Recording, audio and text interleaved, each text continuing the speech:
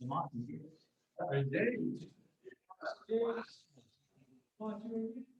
Congratulations, baby.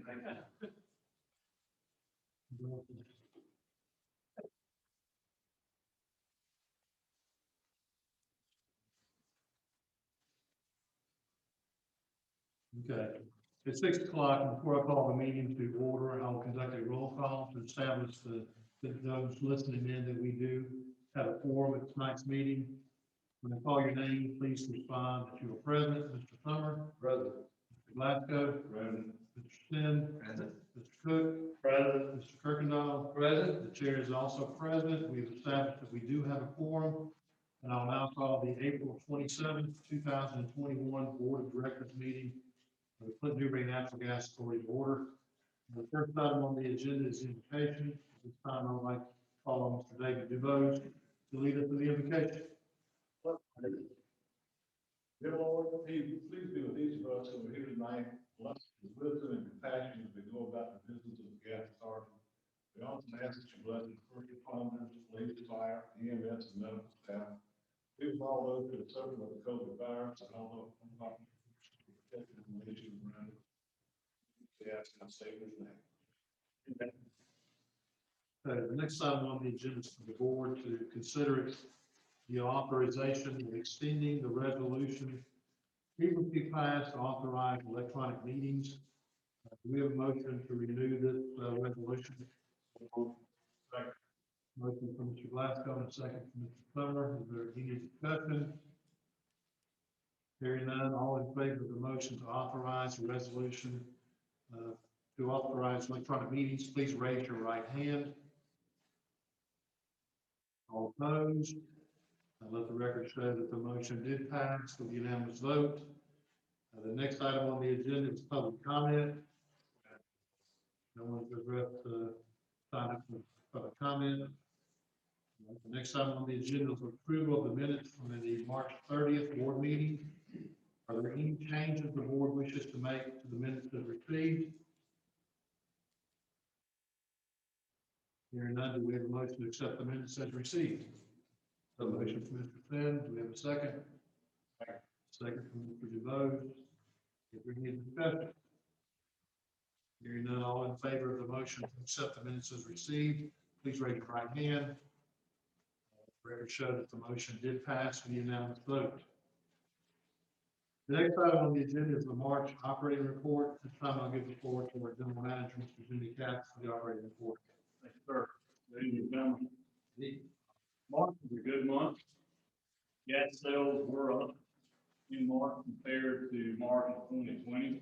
We did show some declines in our industrial firm, industrial deliveries, but residential and small commercial was up more than 14,000 DTs for the month as compared to last year. This was due to a colder than expected March. We did experience 319 heating degree days during the month of March. This is below the norm. That is National Weather Service, but it's 45 heating degree days higher than March of 2020. So that's why you saw the increase compared to last year. Our customer service was up again in all categories during the month of March. Strong sales again in appliances and installation allowed the authority to finish strong, more than $33,000 ahead of where we were in March of 2020. This puts us about $100,000 ahead of our 2020 year-to-date numbers from last year. Revenues were greater than expenses during the month. We experienced a net gain in March of $383,681. Keep in mind that this March was a 5-week pay period payroll month. Therefore, our expenses do reflect those 5 pay periods. And our total overall expenses were up $139,000 for the month over the same period last year. This was increased due to the increases in customer service expenses as well as that 5 payroll period month. Take a quick look at our gross revenue fund. Total gas sold for the month was 268,909 DTs. Total cost of that gas purchase was $947,588. That was up $22,250 over the same period of 2020. Total gas sales for the total gas sales billed for March were $1,966,038. Excess and gross revenue that we mentioned earlier was $383,681, which is up by $72,206 over March of last year. This increase in revenue is attributed to a higher than normal, again, sale on those residential commercial customers during March due to cold weather. Excess revenue and gross revenue funds are $2,987,657 through March. This reflects an increase of $197,484 compared to March 2020. So we're making some good gains year to date. Customer service bill for the month was again $76,868. That was up $33,888 over the same period last year. Again, attributed to higher appliance and installation sales. And their other revenues in March over $41,223, which was up, a little over $7,800 for the month. Moving on, is there any questions before I move on to operating expenses? All right, in our operating expenses, our total cost of customer service was up $46,952 over March of last year. Total expense in this category for the month was $219,327. The maintenance cost increased to $95,016 in March due to several system repairs associated with materials and the additional labor needed to make those repairs. Our material expense climbed in the month to $16,123. These expenses did include repair fittings and an electronic corrector that could not be repaired at one major account. Pipeline integrity expenses for the month was $6,726, which were paid to Heath and Associates for engineering work and updating our ongoing work to update our O&M and temp plans. Contract labor was also up for the month. It came in at $10,433. We use a contractor to help repair some of the leak to keep them within the mandated time frame so that we didn't go out of compliance. Total maintenance expense was $16,757, higher than March of 2020. Other notable operating expenses, administrative general salaries, benefits were up for the month due to the 5-pay period payroll cycle. Truck and vehicle expenses did go down in March, but we did have a total of $11,958 due to the increase in fuel costs and replacement of tires on 2 of the trucks. Auditing services were up in March as the final audit charges were paid in March as compared to being paid in January of 2020, where all of them paid at one time. Liability insurance remains up at $13,741 for the month. And just remember that that's always going to be a monthly charge going forward. I'd like to mention it because it's drastically different from last year, where we paid the one lump sum in 1 month and we broke it out over the 12 months. Pipeline safety assessment fees for PHMSA were expensed in March for a total of $36,348. These are paid each year in the same time frame. And then dues and subscriptions were up this year by $1,800. This $1,800 reflects the cost of renewing our FCC licenses for our remote meter reading radios in the cars that we use. We have to renew a license every 10 years. I don't remember the time to do it. Capital materials were up during the month at $12,033, and this was associated with materials for new meters, new ERD installations for new customer additions. Our capital contracted services was up during the month at $17,859, and these are expenses were related to the installation of gas mains and services to bring on, and we did bring on 17 new customers during the month. Any questions? Are we seeing more interest in the ERT? No. Yeah, well, I mean, the ERT is typically the device we use on all of our meters. And the question that you're asking if we're seeing interest in the opt-out piece of it, no, we have not seen anyone express any more interest in that.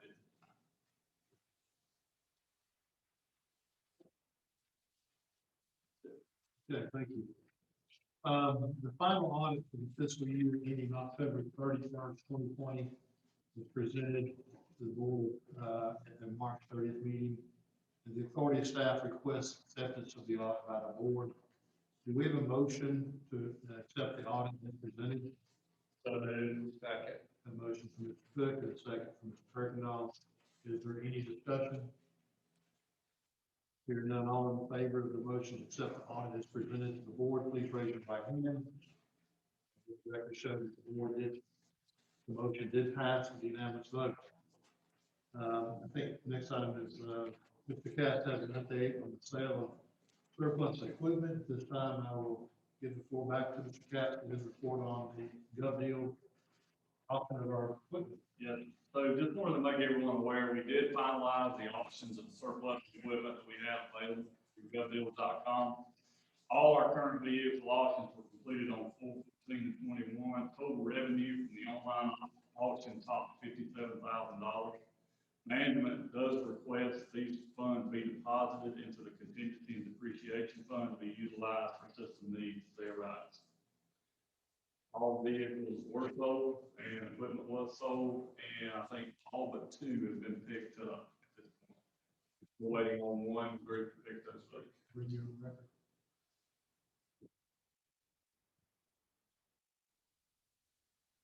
Is that it? That's it. Okay. We made a request to get the funds, to have them, the funds can be deposited back in contingency. Authorize that, or I think so, yes. if we try to do that, then. Okay, a request has been made to, take the funds, that were,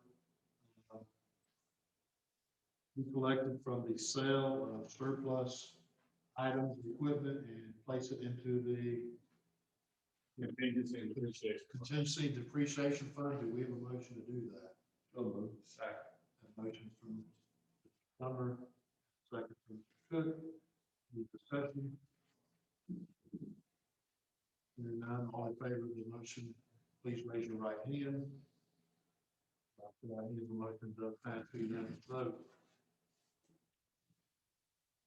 Right, the authority management has requested approval of funding to contract with Magnolia River Consulting Group to perform consulting services for the gas authority.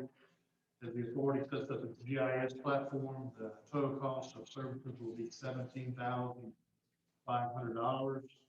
Do we have a motion to authorize the general manager to enter into an agreement with Magnolia Rivers Consulting at a cost of $17,500 for consulting services? Second. Motion from Mr. Glasgow, second from Mr. DeBose. Is there any discussion? Hearing none, once again, all in favor of the motion as presented or paid, please raise your right hand. Show of hands, the motion will pass unanimous vote.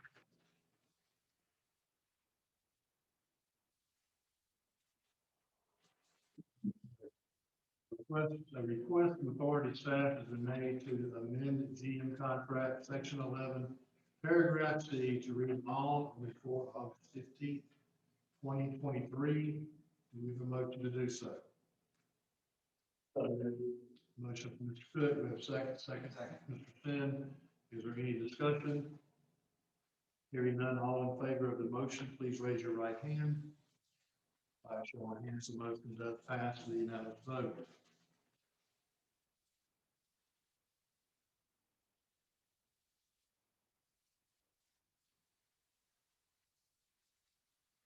Okay, item number 11, the authority staff has requested board's approval for funding of the installation of approximately 1,000 feet of 2-inch main on A&D Drive to serve 3 customers. Project meets the payback requirements established by the authority. Staff has also requested board approval of the transfer of up to $14,000 from the expansion fund to reimburse the growth revenue, with all remaining funds to remain in the expansion fund. Do we have a motion to do so? Mr. Finn, do we have a second? Second from Mr. DeVos. Is there any discussion? No discussion, all in favor of the current motion, please raise your right hand. By show of hands, the motion does pass, unanimous vote. Number 12, the authority staff has requested board's approval to pull $17,000 from the contingency and depreciation fund to reimburse gross revenue for the replacement of 430 feet, 2-inch main line in the area of Floyd and Roethlisberger Streets, with any excess funds to remain in the contingency and depreciation fund. Do we have a motion to do so? There's two more. Yeah, and there's multiple projects within that. Okay. Everybody went out, sorry.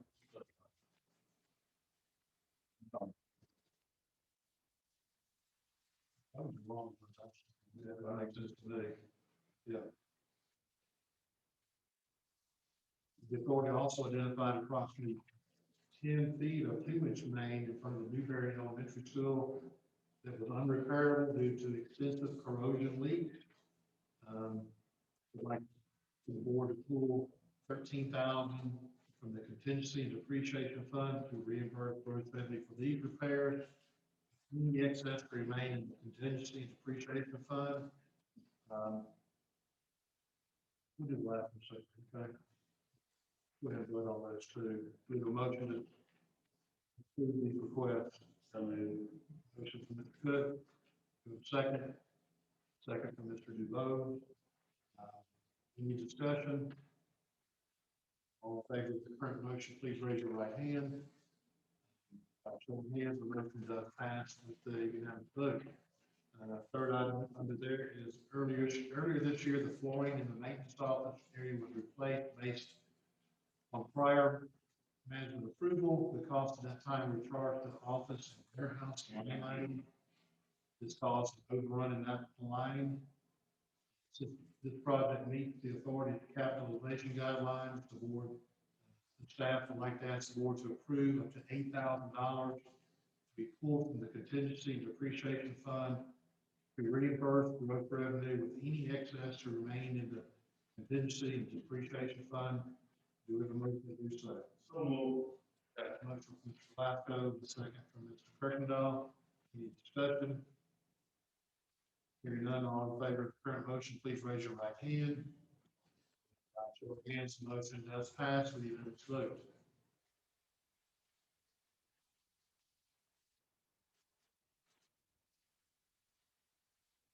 Authority staff has requested board approval for the redistribution of $10,000 budgeted marketing and development to help fund the Rhythm on the Rails event. This funding will be used to secure the event's headline act, Jefferson Park Show. Do we have a motion to do so? So moved. Second. Have a motion from Kirkendall, second from Mr. Finn. Is there any discussion? Hearing none, all in favor of the current motion, please raise your right hand. By show of hands, the motion does pass with unanimous vote.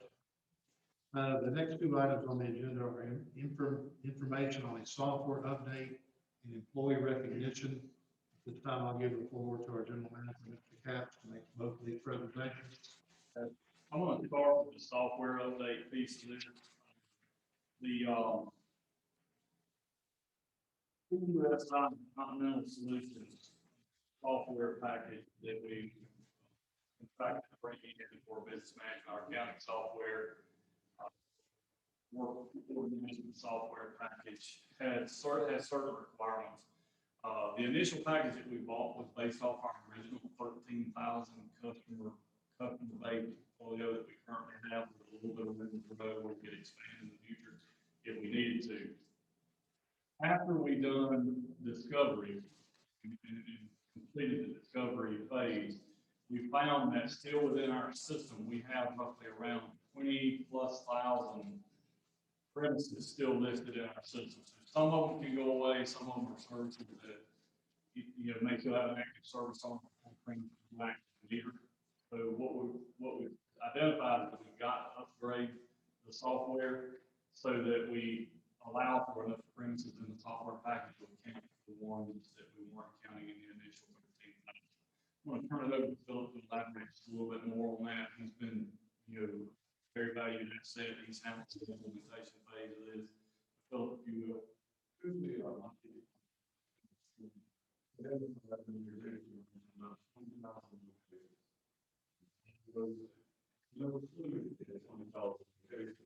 With potential.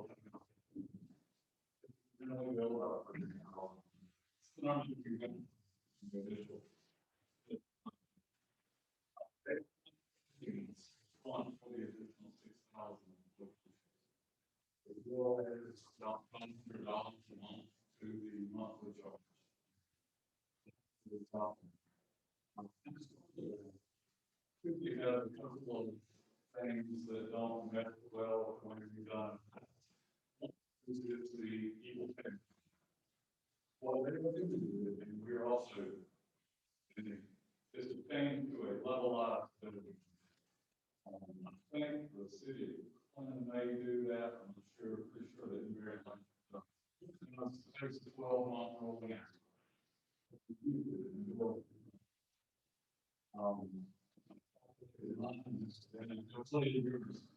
Next month will be about $10 less than what we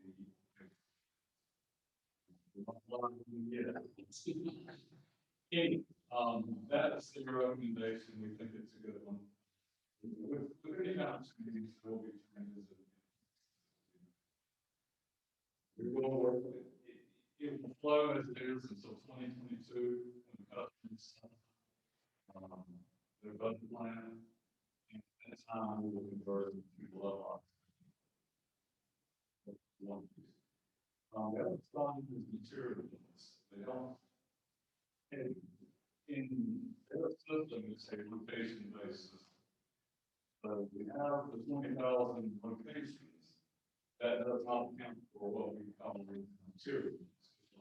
Landlords, people who are not gas to put the signs. So what we would need to do is to phase those out. Either they need to pay for it up front or to tap on to the renter's bill and work some kind of resolution out there. That really would be between them. But without a location of tax to those are the two downsides that we're looking at in the software. What we have seen so far, the efficiencies that are going to be gained are.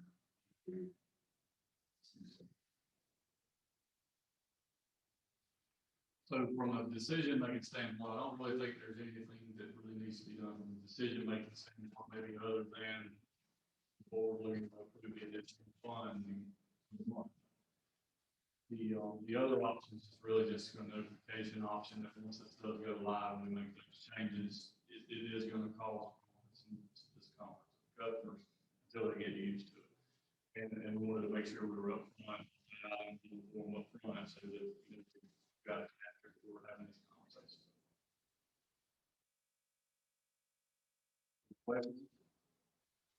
So when would this start? 2022? The level up billing will start in 2022 as customers settle up their budgets this year. Because we're not going live with the last year. So on the new budget. So every year that billing out in 2022.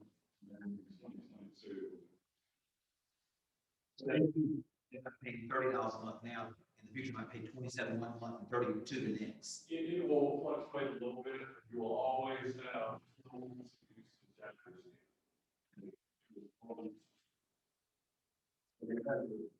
Low than high.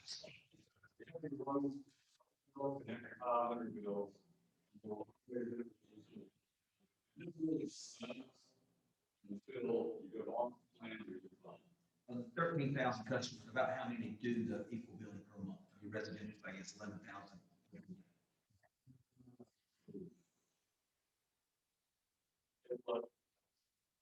And so y'all just communicate, Mr. Jackson. Did very well, so they would know ahead of time. Yep. The equal billing is taking your 12-month bill from the previous year and divided by 12 and charge that much each month, right? We don't have to sign up in market.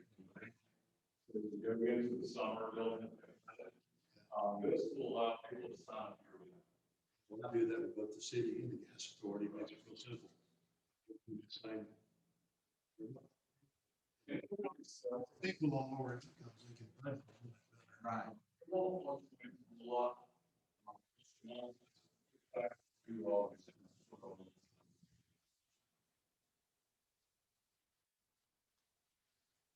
And that's what the city of Clinton does. People do all that too. Well, it's gonna be a little bit of different. Ours stays the same every month for the 12 months. It's the same thing we're doing now, the gas authority. Maybe, Yeah. budget thing going forward, when we go to the levelized version, it could fluctuate from January, February, March, anything past 12 months. We only have 1,000 people who are taking advantage of that now. It's in that, it's like, it's a lot of interest, but, it's come to it.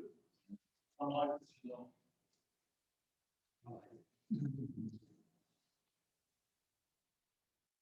anything else, any other questions? All right. So, employee recognition, this month, we did have 2 employees that were recognized by one by a customer, one by a vendor. I'll share that with the group really quick. Customer recently visiting our Clinton office, made it a point to identify Destiny as someone that was passionate and caring about her customers and community. He indicated that she went above and beyond in taking care of his needs and was very pleased with her level of service.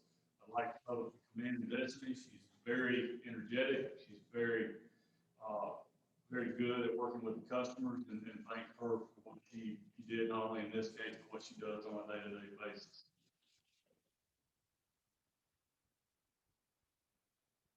We had a vendor recently visiting the Clinton office that commented that he had witnessed Jeff Shiflett, who works in our warehouse and works a lot of times with our customers on the showroom floor. He witnessed him working with some customers on the showroom floor. Sales rep by trade, this vendor commented that Jeff truly took time to work with the customers and demonstrated great professionalism and a willingness to provide customers with the best possible service. Again, I want to thank Jeff for all he does in managing the showroom, working with those customers on a day-to-day basis, and do that publicly. So thank you, Jeff. Big thank you to Destiny and Jeff.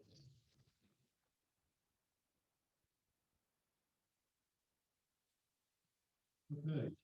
Executive session has been requested for a legal matter, organizational structure. Do we have a motion to enter into an executive session?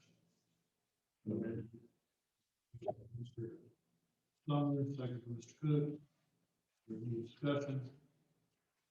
Hearing none, all in favor of the motion to enter into executive session, please raise your right hand. Show of hands, the motion passes. Unanimous vote. We are now in executive session and will return to open session at the call of the chair.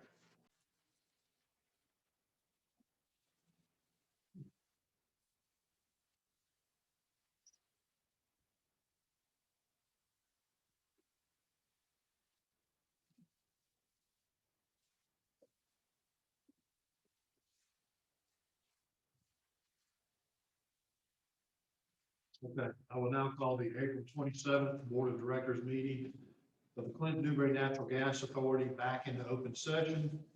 In executive session, the board discussed legal matters relating to organizational structure, and no action was taken. If the board wishes to take action on any of the items discussed in executive session.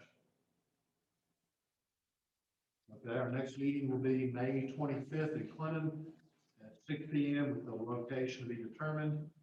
There's no further business to come before the board. We have a motion to adjourn. Motion from Mr. Glasgow and a second from Mr. DuBose. All in favor of the motion to adjourn, please raise your right hand.